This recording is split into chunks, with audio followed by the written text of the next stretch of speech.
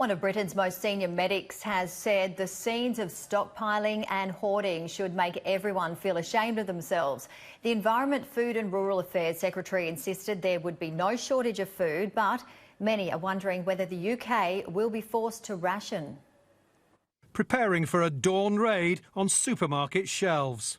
Hundreds of Saturday shoppers queued around the car park at Tesco's in New Malden in Surrey before the store opened.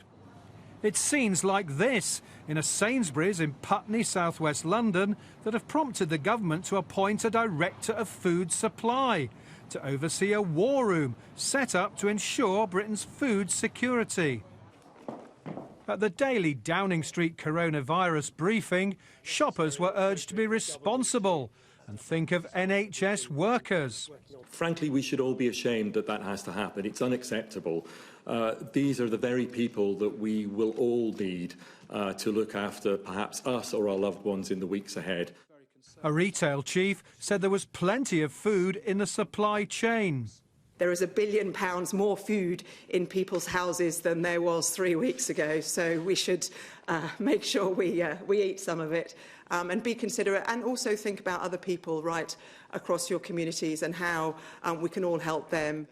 The Environment Secretary revealed that he and Boris Johnson had spoken to the big supermarket chains. He appealed to shoppers to calm down. Be responsible when you shop and think of others.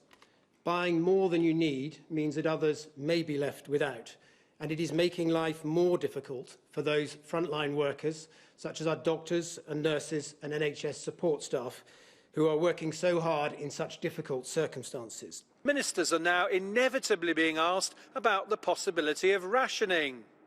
After all, the Prime Minister was forced to order pubs, cafes and restaurants to close after attempts at persuasion failed. But as queues outside many stores continued throughout the day, shoppers in York said they were worried. I think it is breaching unselfish, but I don't think people think they are being selfish. I think people are genuinely scared and everyone's got to understand that. The things that you really after, the tin stuff, bread, there's nothing there really, it's all kind of gone. No worries for these Londoners in Battersea Park, however, enjoying the sunshine and escaping the queues. John Craig, Sky News.